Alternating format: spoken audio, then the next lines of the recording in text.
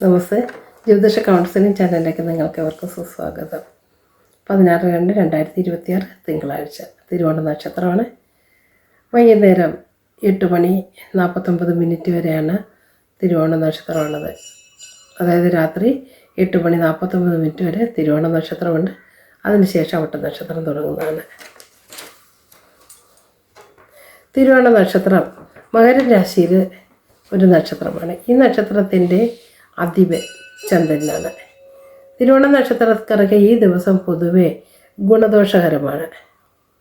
ഈ ദിവസം മാനസികമായ ഉന്മേഷം ലഭിക്കാനും പുതിയ കാര്യങ്ങൾ തുടങ്ങാനും അനുകൂലമായൊരു സമയമാണ്. വിചാരിക്കാത്ത സ്ഥലത്തു നിന്നും പണം വന്നു ചേരാനും യോഗം കാണുന്നുണ്ട്.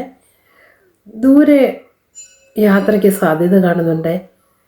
അവ ഗുണകരമായി ഫലിക്കാനുള്ളൊരു യോഗവും കാണുന്നുണ്ട്.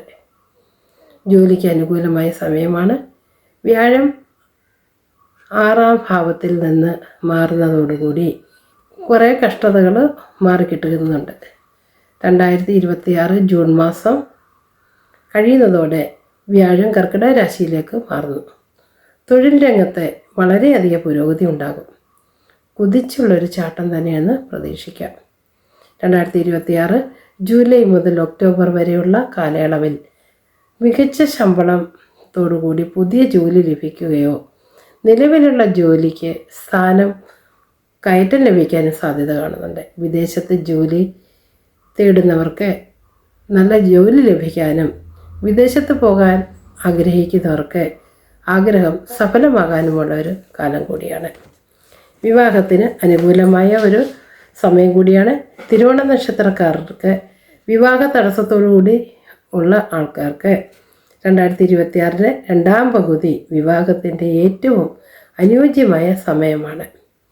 2026 ജൂൺ മാസം മുതൽ വ്യാഴം മാറുന്നതോടുകൂടി വിവാഹ തടസ്സം മാറിക്കിട്ടും. വിവാഹത്തിന് പെട്ടെന്നൊരു തീരുമാനം ഉണ്ടാകാനോ അല്ലെങ്കിൽ നിശ്ചയം പോലുള്ള ചടങ്ങുകൾ നടത്തി വെക്കാനോ ഒക്കെയുള്ളൊരു യോഗം കാണുന്നുണ്ട്. ഈ മാസത്തിന് ശേഷം നിങ്ങളുടെ ജീവിതത്തിൽ വൻ പുരോഗതിയാണ് ഉണ്ടാകാനുള്ള യോഗം കാണുന്നത്. പരമായുള്ള കാര്യത്തിൽ അനുകൂലമായ തീരുമാനങ്ങൾ ഉണ്ടായേക്കാം. കുടുംബത്തിൽ സമാധാനത്തിന് വേണ്ടി വിട്ടുവീഴ്ചകൾ ചെയ്തത് വളരെ ഉത്തമമായിരിക്കും. സാങ്കേതികമായ മേഖല, അതായത് എൻജിനീയറിങ്, ടെക്നോളജി ഇവയിൽ ജോലി ചെയ്യുന്നവർക്ക് അല്ലെങ്കിൽ ഭൂമി സംബന്ധമായിട്ടൊക്കെ ജോലി ചെയ്യുന്നവർക്ക് മികച്ച ഒരു സമയമാണ്. പുതിയ ഉത്തരവാദിത്തങ്ങൾ ഏറ്റെടുക്കേണ്ടതായി വരും. രാവിലെ 10 മണിക്ക് മുമ്പുള്ള സമയം അനുയോജ്യമായ, അതുപോലെ രാഹുകാല സമയം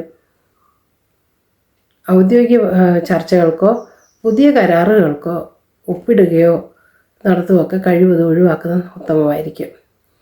സഹപ്രവർത്തകരുമായി തർക്കത്തിൽ വരെ വന്നു ചേരാനുള്ളൊരു യോഗം കാണുന്നുണ്ട്. കഴിവതും ഇതിൽ നിന്ന് ഒഴിഞ്ഞു മാറുന്നത് വളരെ നല്ലതായിരിക്കും. മേലുദ്യോഗസ്ഥരിൽ നിന്ന് കൂടുതൽ സമ്മർദ്ദം ഉണ്ടാകാനുള്ള സാധ്യതയെ കാണുന്നുണ്ട്. ജോലിയെല്ലാം പൂർത്തീകരിച്ച് ചെയ്യുന്നത് വളരെ ഉത്തമമായിരിക്കും.